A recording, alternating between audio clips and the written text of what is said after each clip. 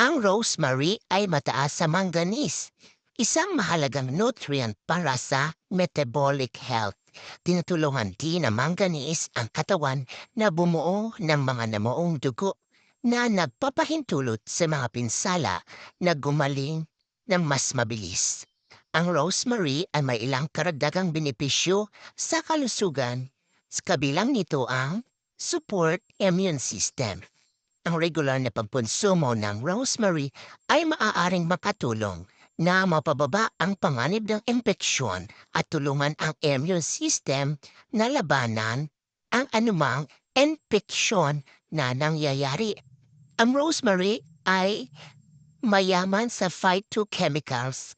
Mahalaga ang mga ito para sa paglaban sa sakit at pagpapanatili ng pangkalahatang kalusugan. Maraming salamat sa panonood. To God be the glory.